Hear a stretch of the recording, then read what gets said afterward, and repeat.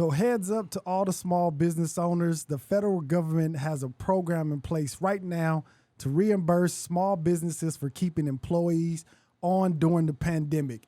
It's called the Employee Retention Credit, or the ERC.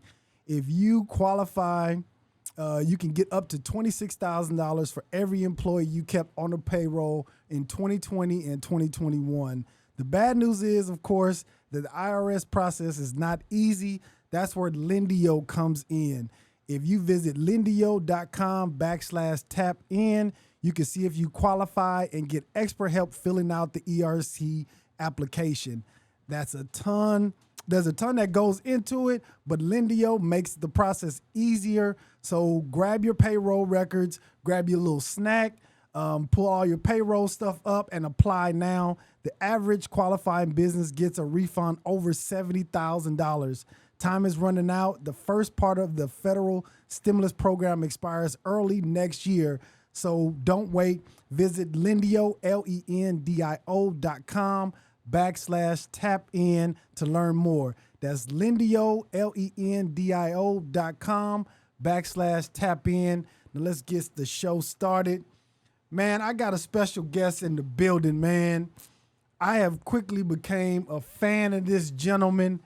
He is a reoccurring guest, I could say.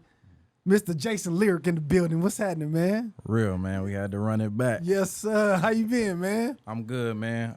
Stuck in the grind like Nip say. Yeah. You know, just taking it to the next level. How you been? I'm good, man. Man, so much has happened, I feel like, since last time we sat down, man. Yeah. Sure. At least from my side. I don't know from your side, just watching from afar. Feel like I know last time you was here, you was talking about signing with a label. Mm-hmm. I see you signed or partner with Asylum. Yep. Did okay. a distro deal with Asylum, which is under Warner Music. Okay. And pretty much since then I released one project through them. Okay. Which is Midnight Rambler. Okay. And man, it's been on the up and up since. So how was that? I guess I want to get in kind of like, how was that going through that process of getting signed with them? Like, what was that like? Was it what you expected? It was terrifying. You know what I mean? Yeah. Because like my mama always told me, you know what I'm saying, you can't trust nobody treat your baby like you. Mm. And for me, it was like, man, I got to share my baby with somebody else now. I got to trust somebody else with like my decisions, my money, my moves, and just in business in general. So, man, to even jump around when I went up to that office to sign that paper, like I was ready to walk out if I'd seen something a red flag. Like, you know, everybody around me was so excited to be there. And I'm like, man, I don't know these people. You know, I'll walk out of here. You know what I mean? And so, man, it was terrifying, but it was also like, man, it was exciting. It was new for me, and you know, I wouldn't have had it no other way as far as like how things happen. Maybe a few changes, but you know, we don't have any regrets over here. Okay, for the most part. Now, is Asylum, is that like a major label, or are they kind of like independent with Warner? Warner, like Asylum is its own label kind of thing? Right. And from my understanding, because again, I did a distro deal. They do have a label service over there on a Warner, just like Atlantic does. Mm-hmm. But the situation I did was strictly still independent and distro. Okay. Yeah. Okay. But they do have artists like Yellow Beezy and Tech. I can't remember some of these artists, but Ken the Man was on the label at the time, but they were signed to the label. Okay. All right. Man, I can imagine that I know of. Okay, I can imagine like you doing everything yourself, and now you gotta run it through them now. Yeah. I can imagine that could be like scary, but at the same time, they really pushing your shit, right? Yeah. Yeah. So with distribution, like you still are in control of your marketing. Like you still doing the hard work. I don't want people to think that's like okay, somebody else is taking the wheel. You still in control. It's just like now you're talking to somebody else at the table too. It's a few other people at the table and you got to make these decisions with. Okay. So we still running our own ads, whatever the case may be, that type of stuff. And then just the name alone, just to have that stamp, it means something. Yeah. Do they help you with like different marketing plans and how to reach a like more audience? They help you with all that kind of. Yeah. Early on, and I'm gonna try to be as transparent as possible. Early on, like we had like 15 people in those rooms, like, or we had on those calls, and we like, hey, let's do this, or let's start vlogging on your YouTube. They would suggest things of that, or like let's do TikTok campaigns and things like that. But I was going so strong organically, man. I was still doing it by myself. Gotcha. Like, you know what I mean? Yeah. I was still doing, I don't know, like 1,000 videos on TikTok a day, people using my soundbite, like without any like money put into it, just organically. So it all happened so fast. But where they come in, obviously, is like giving you a bag, you know what I mean? And like that front end. Yeah. So, Let you kind of use their money to push yours. Yeah. Okay. Yeah, for sure. Yeah, because I know one of the girls that used to be on our podcast, Ebony, she said she found out about your show at the House of Blues through just doing through that. Will. Yeah. And that was from us running a $200 ad, you know what I mean? Really? And it made its way around. Yeah. But now that's dope because that show, speaking of that show, it showed like the appreciation that people really had for me. Or people that didn't know me, just appreciation for like music and hip hop. Yeah. But that night it's still surreal. You know what I mean? Like it was packed from wall to wall. People couldn't get in. Yeah. You know, it was crazy. It was crazy. Like my phone went off the hook. Like, I stopped answering it. So was that something that you set up, or was that something that you just With House of Blues? Yeah, you connected with the House of Blues and did? Yeah, that was just me and my people.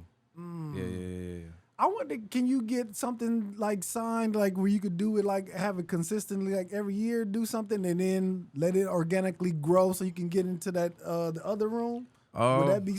I guess you could. I mean, since then I've been back. A couple months ago we did a listening party. Oh, okay. And the goal is to get to the main hall room, you know, the main music hall. Yeah. And so, I mean, speaking of House of Blues, I'm supposed to be back Black Friday, November 24th, for the Cambridge room. That's the bigger room. So, and just what I've learned working with them, they want to see what you can do at the foundation and then build up. So we sold it out twice, and now they like, oh, shoot, we're going to put you in contact with the other people on the other side. You know what I mean? I mean, even getting into numbers, bro, I think I did 10K that night. You know what I'm saying? Like, how many, like, artists in Dallas are doing shows for, 10K? Yeah. And so I made 10K alone myself at the door, online sales. You can add merch in there, but merch probably like, a couple hundred or something like that. But I ain't gonna show myself. Not a couple hundred. More than that, I ain't trying to reveal too much. But even the bar did like almost 10K.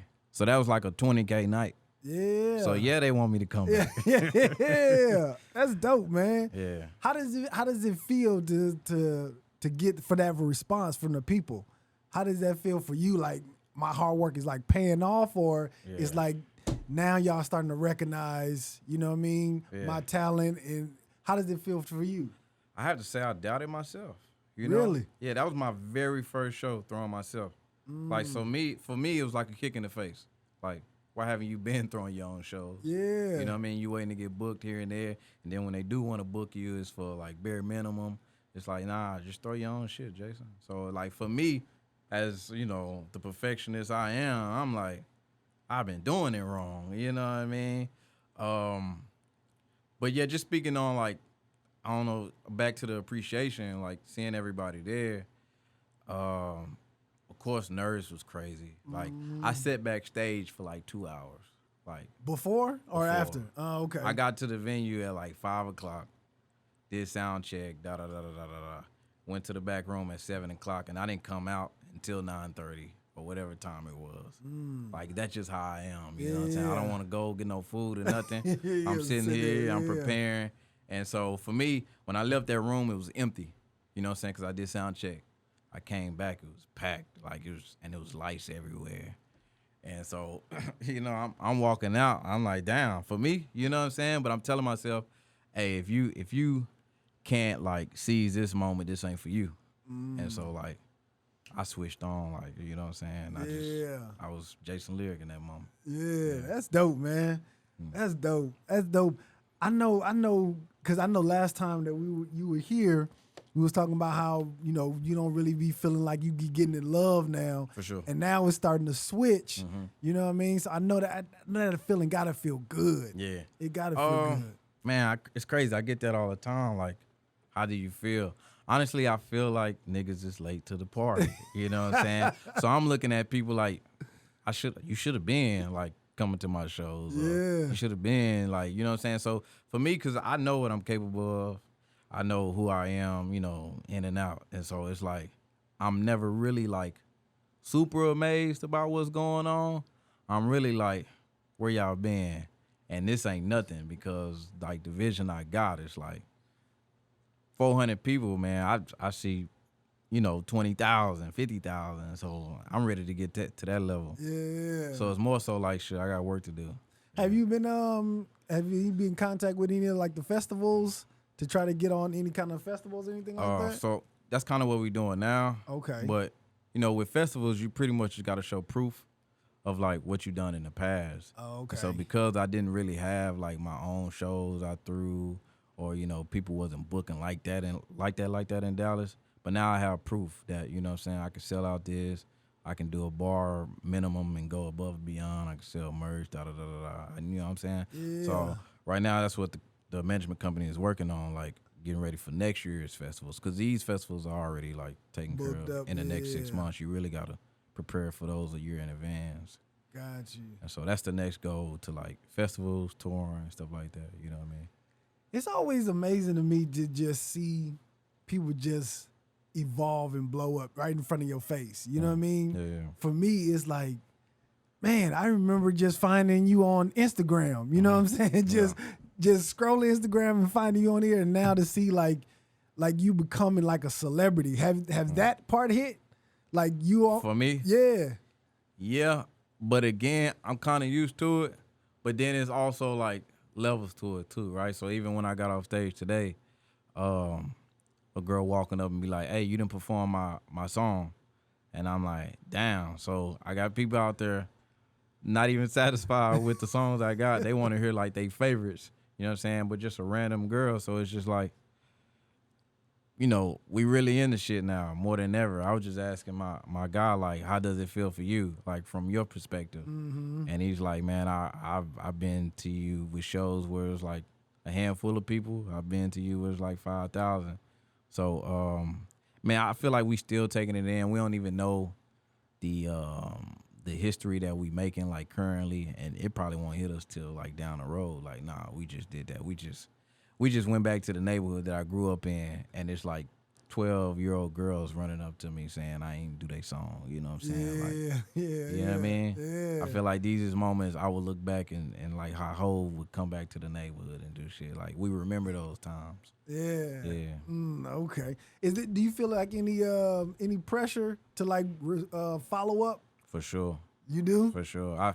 I feel it's like it's like, I don't know, winning that ship the first time, and then like everybody like expecting you to do the same thing every year, win the Super Bowl or whatever the case may be. So I'm definitely in that stage right now. Okay. Okay. Like damn, they waiting on my next move. What can I do differently? What can I show differently just to show that we evolved and went to the next level? I would say don't even like because the way you came up with the first hit with Self-love. the way you came up with that one is the same way that you're gonna come up with the next one, man. You know what I mean? I agree. Don't put no pressure on yourself. Right. It's just, I guess now that it's more of a business, like everything's kind of calculated, and like, oh, you have to do this by a certain time, or like we want to drop in the fall, or we gotta have that summer record. You know what I'm saying? So I think it comes with more like, I don't know, responsibilities of hitting certain goals faster. Like, and I think that's why they say like, just keep creating, you know what I'm saying? And like have some shit in the vault too. Because then you might feel like you got something in the vault and it don't hit like Self Love. Again, Self Love was the outro to an EP. So like I knew it was a crazy song again. And but I did the same thing I did with Self Love to a few other records. But they didn't see the same like life. Yeah. And sometimes some of them songs, because I remember you told me Self Love, you did it like a year before it like even popped off. You know what I mean? So it may take a little while, but I don't know with the business side, right, if they even got the patience to even, what I mean? Exactly. To see it all the way through. You know what I mean? I feel like, now just being in the music, You I'm always been business. I've always, music business more than anything. I just said that. Music business. You just understand, like, you got to keep them coming. Because now I'm not competing with the cats on the street. You know what I'm saying? I can kill a rucker all day, every day. Now I'm competing with the Magic Johnsons of the world. Like, you know what I'm saying? So it's just like, it's a different level of competition. And then they got 100 niggas in the studio writing and producing for them. Right. I'm still the type, I got to write this myself or I got to produce it just because that's the challenge I like to give myself. Yeah. So do you go do you travel or do you just record here in Dallas, or do you go to like other cities and kind of just tap in and try to record there? Man, I mostly record still at the crib. Okay. People try to get me to record out of town, but I really like when I do out of town sessions, I like to just sit in and soak up everything and just like maybe write down ideas, but I like to take it back home because that's just like my comfort zone. You know what I'm saying? But I've recorded recently, like out of town, and it's a different experiment. You know what I'm saying? I've done it before, but it ain't nothing like just being in, like at my house and just making love to the record. You know what I mean? Yeah. I understand that. That home court advantage ain't. It's something about that home court. Facts, on my time, etc. Yeah. I talked to Big Chief. Okay. He was on the show, and I was asking him, I was like, it's a lot of talent in Dallas, and they always have like a big song, and then I never see like they get some momentum, but I just see it kind of like fade away sometimes. And I asked someone like, why do you think that is? And he said that most rappers that in Dallas, they just really doing it for a hustle. You know what I'm saying? They don't really have no kind of like it's like they just at the crib playing around, you know what I mean? Everybody got recording equipment, and now they get a big song, and then that's it. It ain't really in their heart, is what he was saying. I'm paraphrasing, but that's the gist of it. For sure. Do you agree with that, or do you disagree? What's your feeling on it? I can see that. I feel like it's so many reasons that make up, somebody like, I guess per se falling off. They might have entered a bad deal. And they might be in debt to some people or something, or man, this shit kind of does happen fast when it does happen. So like, if you don't have a follow up or you don't have the right people around you, like you could lose inspiration. You know what I mean? At times. So when I did my deal, I wasn't even like in the mood to make music. You know what I'm saying? So even my last project, I feel like it was rushed. And I was trying to tell the people around me in so many words, like, I don't want to work on music right now, but it's hard to say that when they like, okay, it's go time. You know what I'm saying? Again, back to like, it can't be like the self-love. It kind of be like, no, we want to see you perform right away. That's just the attitude and mentality everybody have. But like for me, I'm like, nah, I need a break from this shit. You know what I'm saying? That for me, I reached this level, shit, let me take a break and then I come back to it. But I didn't do that for myself. You know what I'm saying? So I feel like it really affected the music.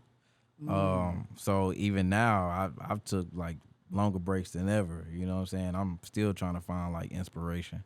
I think more artists need to do that though. Like take some time, because I feel like most of the music that's coming out now, it feels like it's microwave. It feels like it's like everybody just want like a banger song or upbeat song or booty hole song, and they just pushing it out, and it's like that kind of music don't last to me. You know what I'm saying? It doesn't have that longevity. And you know what I'm saying? You look at the Kendricks, what he took 5 years off before his coming back, and I think Travis took maybe about 4 years before he came back too. It's needed because there's so much time put into that record alone, and then everything outside of music, whether they doing shows here and there or family, you whatever. know, family, man. It's a lot. We still human beings. We not robots. You know what I mean? So I learned it the hard way. You know what I'm saying? Take your time. Like, I'm not 100% satisfied with my last project, and I won't do that again. So even though I have dates now for this new one, like,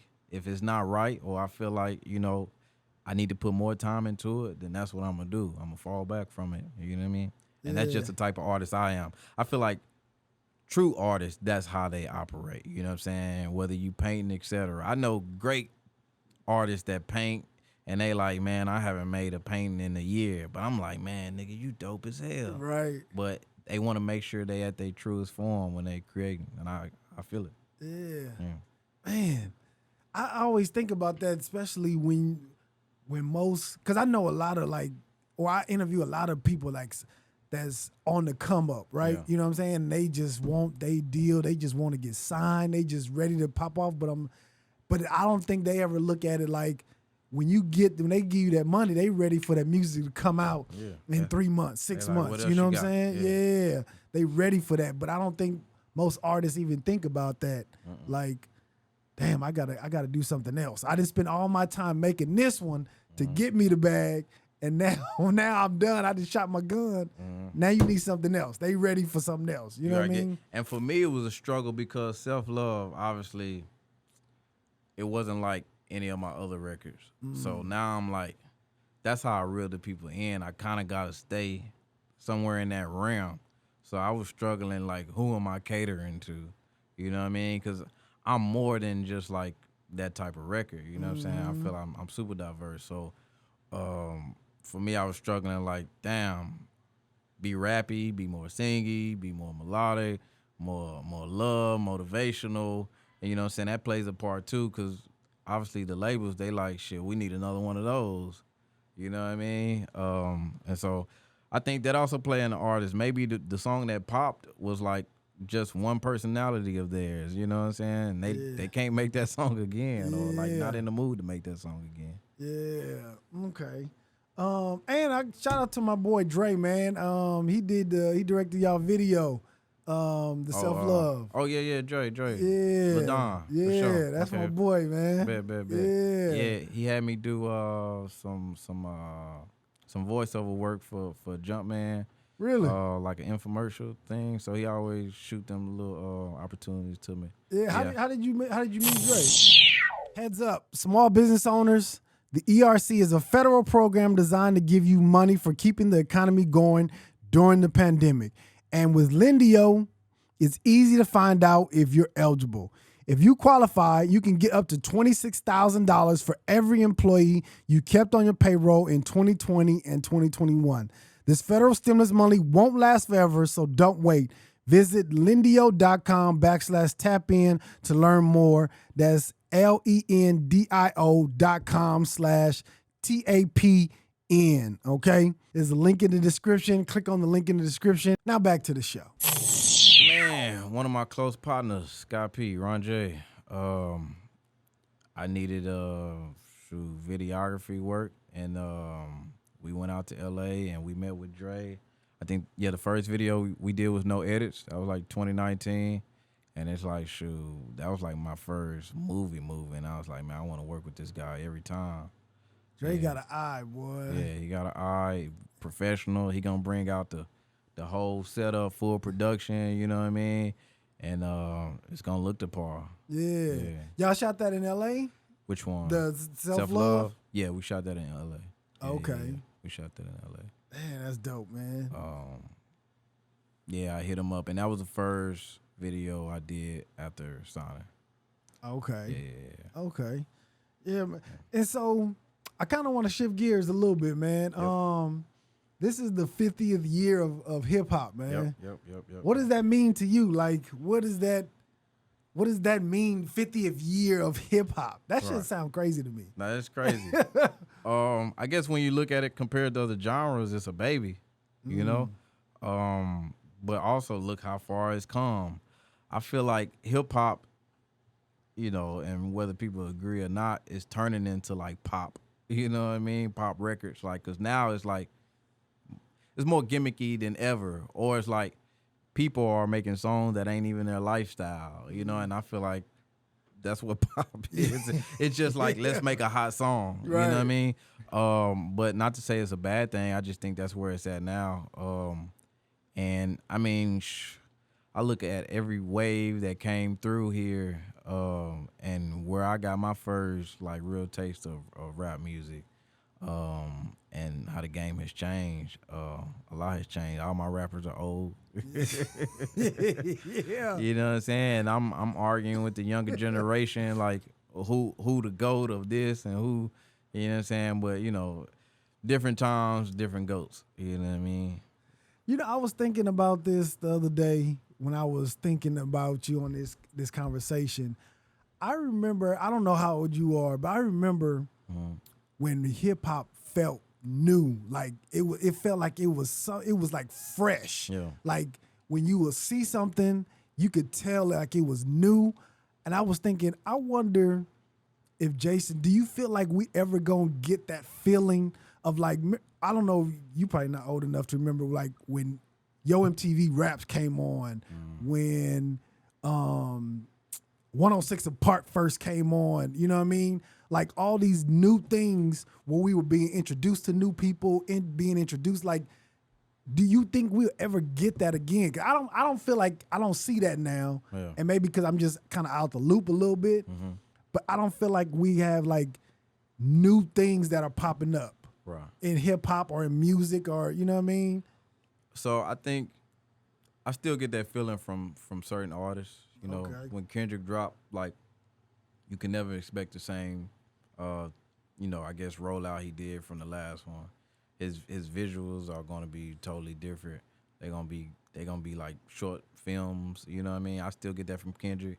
I get that from Travis, Childish Gambino. I get that from certain artists, I guess. But I guess you had to come up in that era too, or just be inspired by that era. But most of it is like, it's very, I don't know, fast food. You know what I mean? For the most part, definitely. And I mean, I guess we all like golden chick here and there. You know? Yeah. Because I'm just thinking, like, where do people discover new artists? Is it just like on Instagram, or where do you even, because I remember they would have like different shows where they were featuring this guy this day, tomorrow's going to be this person, you know what I mean? Playlist is the new DJs, for sure. Okay. Like, that's how most people are discovering their music, whether it's Spotify, Apple Music, but just from playlist. And then I feel like DJs follow what's on playlist now, like the actual DJ, unless they playing old classics. But yeah, with the streaming world, shoot, that's where you're finding your new music, like, you know, or like some viral sensation or TikTok. Yeah. You know what I mean? Yeah. I will say this, like, even though it's hella saturated and like, you know, watered down to a sense, like, there's more avenues than ever to be reached or to reach new audiences. And I think that's where like it evens out. You know what I mean? Now it's just about how do you stand out. Yeah. Yeah. I feel like it needs to be more curators out there. Right. You know what I mean? People that are curating new artists or new fresh music, you know what I mean? Cause I want to be able to see you. I want to be able to see you come on the basement with Tigger and bust a freestyle. He talked to you about whatever, you know what I mean? Yeah. Like, I want to be able to see that, engage. I guess the podcasting is the new. Yeah, because I was gonna say, like, you know, we want it to be like, I guess, filtered out a little bit, but at the same time, we also wanted freedom from the labels and able to release our music when we want to. So now that we have that, it's like you got to take the good with the bad. You know what I'm saying? I can just go home and send music out to 1 million people right now. You know what I mean? That's the luxury that I have that they didn't have back in the day. You know what I mean? So it's just like, I don't know, give and take. You know what I mean? Yeah. So I guess if we want to like gatekeep it, we're gonna have to gatekeep everything. So it's like, it is what it is. Yeah, and I don't know if that's the answer. I don't know if that's the answer. Because I know, like somebody like you, I probably wouldn't have been able to find you if it wasn't for like Instagram. You know what I mean? I know it wouldn't be people like Joseph from Dallas that I wouldn't have been able to find if it wasn't for Instagram. So I guess you do take the good with the bad, but I'm just like, I want something new. I want something like just where I can be able to go to one spot and be able to see everybody's video, be able to see them talking, be able to see them, you know what I mean, doing stuff, or I don't know, just kind of more interactive kind of stuff. Yeah. I mean, are you tapped into playlists like that? Do you like, you might have to go on some of these playlists and just see what you like, you know? Like even my daughter, like, find songs on TikTok and then she'll go find them on Apple Music and she'll I don't know how to. I guess I don't know how to curate the music on TikTok. I don't, because when I go in there, I see a police video. I seen the Montgomery Brawl. Right, so on TikTok you can filter that out too. You can say like, okay, I don't like this video, and they won't show you anything else similar to it. Okay, you know what I mean. And if you like, just new hip hop, you can have that filter in there, and it's only gonna bring out that. But yeah, I try to unfollow all the goofy shit too. Okay, yeah, man. Because I got Tidal, and you know what I mean. I kind of look on Tidal for like new stuff. You know what I mean, listen to new stuff. Yeah. But yeah, other than that, I don't know. I don't even know where I even. No, you're gonna have to on like YouTube. It's like finding a needle in the haystack. You're gonna have to dig through them crates online and see what you like. For sure. Yeah, shit. Because there's a lot of it out there. Yeah. Man, you got a baby girl, you got a daughter? How is like managing being a father and a rapper, man? What is that like? Man, I feel like a superhero. Really? 'Cause it's a challenge, Even today, she FaceTiming me, my mama FaceTiming me. I'm headed to the show. I ain't even went over my records yet. And like, you know what I'm saying? But I'm making sure both good, helping them with et cetera, et cetera. And I think people don't really understand like what I do on a daily or weekly, you know what I'm saying? Even in LA, they telling me come back next week. I'm like, man, my daughter starts school, on Thursday. I got to get back, make sure she good. Yeah. You know what I'm saying? So, I think it's just part of my story, man. I love it at the end of the day because that's my joy and my pride. But I accept the challenge, man. But I feel like a superhero, even today. Really? I accomplished a lot. Man, I can't even imagine like somebody with a 9 to 5. Yes. You know what I'm saying? And with being a rapper is like a 24-hour job. You know what I'm saying? You got kids, right? Yeah. Okay. Yeah. So I can't even imagine being able to be creative and worrying about, hey, have y'all ate? Have y'all did homework? Y'all wash y'all face? You know what I'm saying? Like, yeah, FaceTiming when you get off the bus, et cetera. It's a lot. Yeah, that's why I admire Toby, man. Toby the Wingway. Yeah. I admire him because he got his little ones with him everywhere. And I can't even imagine how he can even focus and just be in the moment in certain places, you know what I mean? I think they got a village over there, man. He got that solid partner and solid support system I would expect. You know? Yeah, for sure. Man, could you ever imagine you having your daughter like out there on the road like that with you? Yeah, no. You know what I mean? Because she wants to travel, but I'm so protective. Like, I don't even like having her like in a crossfire of all that. You know what I mean? I really just started posting them more now just because she older, you know what I'm saying? And I just want to like, you know what I mean? This is part of my story and share it a little bit. Yeah. But I really don't even be comfortable sharing her face, all that type of stuff. Because it's wild out here, man. It is, man. It's wild. Like, I done had people walk up to me in the mall and I'm with her and stuff. Like, yeah. Oh, this is your daughter. I know so much about you from the music. Really? Yeah. So. I know that as a daddy, as a protector, you be like, hey. Yeah, for sure. You know what I mean? Take this picture and move on. You know what I'm saying? So, yeah, man. Like, if you go on my Instagram, you might find one picture of her on my like timeline. Really? Yeah. Yeah, I can't even imagine that because I'm protective like that too. Yeah. Like I be wanting people to know what I want them to know. You know what I mean? Like I don't even. Facts. I can't even. Again, I come from the era where we didn't know what Jay-Z was eating on Tuesday. Yeah. Like, we just didn't know a lot about the man. Yeah. And I'm okay with people not knowing what I do on a personal. Like, you know what I mean? Yeah. I was watching this interview. Did you watch the LL Cool J interview with on the Breakfast Club? No, I haven't seen it. So this is what I wanted to ask you. Do you feel like rap is like a sport still? Because the way he was talking, it was like hip hop started like it's a sport. I'm battling you. When I get on the record with you, I'm trying to kill you. Like, do you feel like it's like that?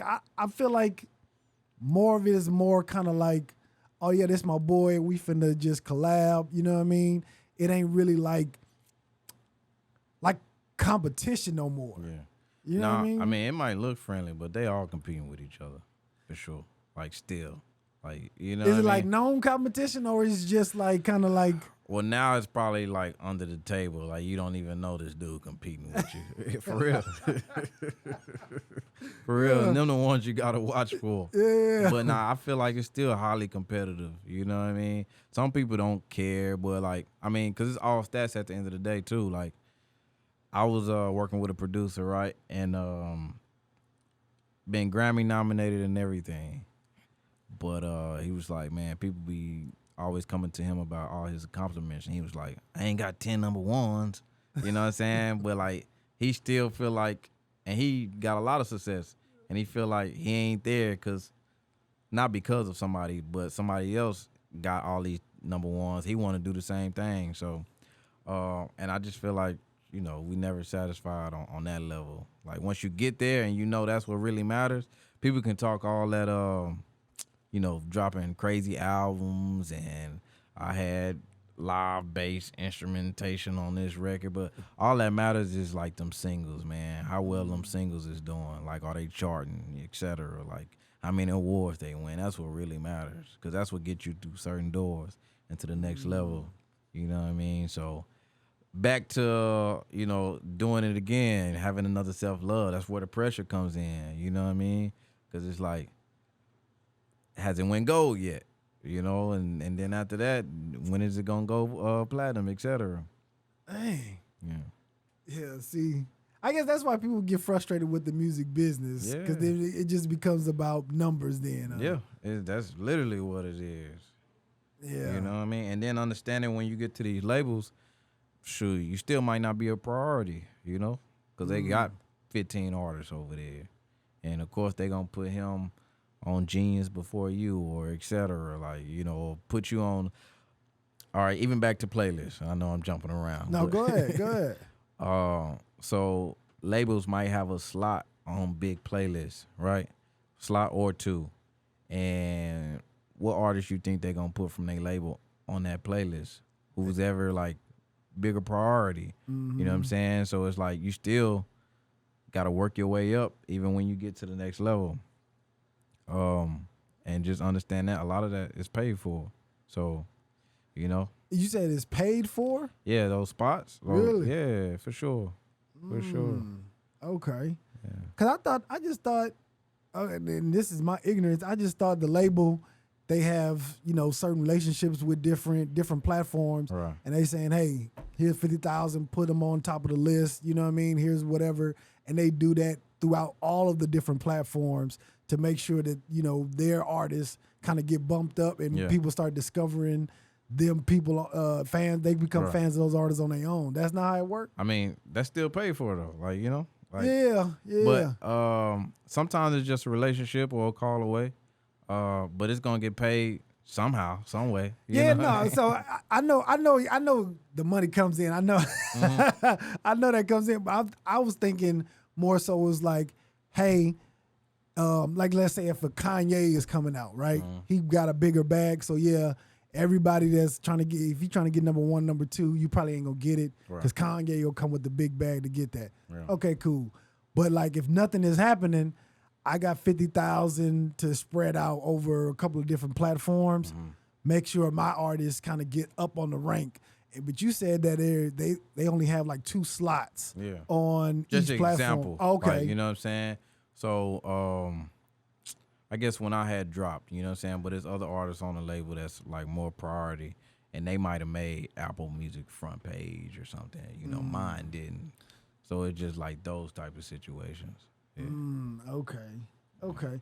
So I guess the question is, how do you compete with that? You just got to get your money up, or how do you? Because I mean, I feel like a hit song, Right. it's gonna take off on its own, right? When people discover the song, Right. but when it comes to like numbers, if you got the bag, you can pay for it. Then it's just really about who got the most money to be able to distribute. I don't think it's all money, right? Because every relationship can't be bought. You know, Right. some have to be genuinely built. Yeah. And I mean, look at all the athletes that's making albums. You know what I'm saying? I know they got the money, but ain't none of them really just going crazy. You know what I mean? Shout out to Dame Lillard, but we still don't see his music everywhere. And I know he got the bag to put behind it. Yeah. I don't think he take it serious enough. Like, Man, so I've been told he has. Really? From a producer that works with him. Okay. Yeah. Hey, okay. I didn't know. I thought he was just kind of doing something like as a hobby. Right. You know and what I mean? think His downtime. that's what the like what we all think, right? Yeah. And until he's like changes our mind about it, that's what we're gonna think. Cause we're gonna think he's just another Shaq coming through dropping an album. Yeah, I think that's the hard part for athletes to try to break through, like, you know, with music. I don't think athletes should be rapping. I just don't think athletes should be rapping. Dame is cool. Yeah. Dame is probably I would say out of all the athletes that came through, probably Shaq and then probably Dame Lillard is probably like the two best athletes that I've heard. Like, oh, okay, he kind of can rap. You know what I mean? Trying to think who I can think. Because I'm trying to think. Kobe came one. That shit was ass. Yeah, I think AI dropped something. AI dropped one. Who else? I want. Was it Iman Shepherd? Okay, Iman. But Iman, I don't think Iman was as nice as Damon. I'll put. That's what we should do. Put a list of all the top athletes. But I think Iman. You might go viral on that one. Yeah, I think Iman. I'll put him behind Dame Lillard. Yeah. He had a dope verse on Tiana Taylor album. I was like, okay. Yeah. He can rap. Tiana probably be writing for that. Man, don't tell her now. Don't tell her now. Yeah. I'm trying to think who else came with some bars. Man, they all probably putting out albums, and I just don't keep up with them at this point. Yeah. Okay. But it's gonna be hard to break that perspective of what we think of them, like just dribble and shoot. Yeah. I think with Shaq, it seemed more like it was more fun for him. You know what I mean? He could rap and he could do it. It was fun. I think now at his old age, he need to stop. Like, Cause now he DJing. Yeah, the DJing is cool, but the rapping, yeah. But DJs might feel that way. You think so? Like he need to stop. He need to stop or DJing. Like, man, we do this for real. Or we've been doing this for so many odd years. You know, they might feel like coming in. I guess it's like the comedians when they feel like all the like Instagram comedians came in, they ain't did no stand up, but they the ones that's going crazy right now. Like, yeah. Do you follow stand up? Nah, I don't. You I don't? remember we talked about it. Last time. Yeah, okay. You got some comedians you rock with right now? Maybe that's coming up. Yeah. So my boy LeVar, out of Atlanta, dude named Nate Jackson. Yeah.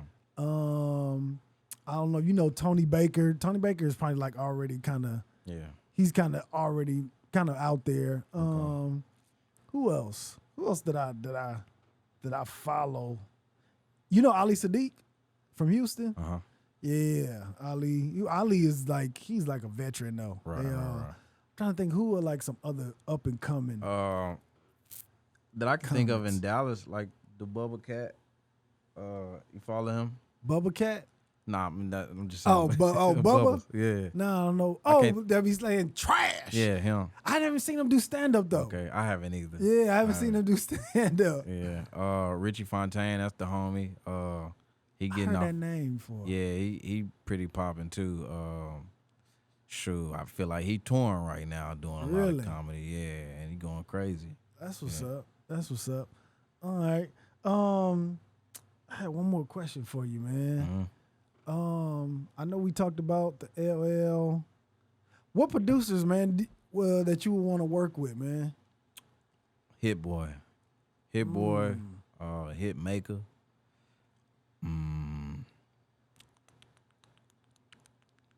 Mike Dean. Well, Mustard. Mustard, sure. Okay, I ain't gonna say no to that. I just these producers out here, and I'm like, oh shoot, like I feel like that'll be a crazy collab. Probably those few names. Hit Boy and Hit Maker. Metro Boomin. Okay. Yeah. Metro. So Metro Boomin, Hit Maker, Hit Boy, Mike Dean, Chase B. That's Travis Scott DJ. Yep. Okay. I wonder how close are you to getting that to making that happen? I think just probably one relationship away. The guy I was working with in LA is actually like one of Mike Dean's close friends. Really? So we did a record together. I'm sure he'll play it for Mike Dean, and then I'm sure that's probably how it be going. Yeah. It was this one dude that I used to date his mom back in the day. He was a young cat. Super talented producer. That nigga got beats. I'm going to see if he can put something together and just send it to you. Yeah. See if something on there that just clicks and see what happens. Always open to production, bro. Okay. Always. Where can people, if they watching this, can they send you beats? Yeah. 6 letters. Okay. NHPENT@gmail.com. Say it one more time. So NHPENT@gmail.com. Okay. Yeah, you got some beats. Send it to Jayson Lyric, man. For sure. You never know. You never know. You know what I mean? Album coming soon, so you might get in on there. You know what I mean? Might make the cut. So that's what's up, man. Man, Jayson Lyric, man. Appreciate you for tapping in, man. Yeah. It's always a pleasure. I can't wait to see like where your career goes. You know what I mean? Because I think you're super talented. Thank you, bro. You know what I mean? Yeah. It's a lot of talent in Dallas too, man. And I really want to see like certain ones that I kind of like notice and like, okay, he got something. You know what I mean? And I could just tell, sidebar, I could just tell when you out, like you embody like being a star. You know what I'm saying? Like you kind of like, yeah, like I'm him. You know what I'm saying? Yeah. And that ain't the quality a lot of people like, have. You know what I'm saying? Right. And you down to earth and chill, you know what I mean? So I can't wait to see like how far your career goes, man. Thank you, man. And we just want to be witness to it. You know what I'm saying? Yeah. Nah, appreciate you having me. Man, I feel like all these is building up to us being on a bigger platform. 100%. You know, we'll come back and remember these conversations and where we was at currently and then where we will be in the future. So I'm thankful for these opportunities, man. Yes, sir, man. Yo, man, thank y'all for tapping in, man. This has been the Tap In Podcast, man. Holla. Real.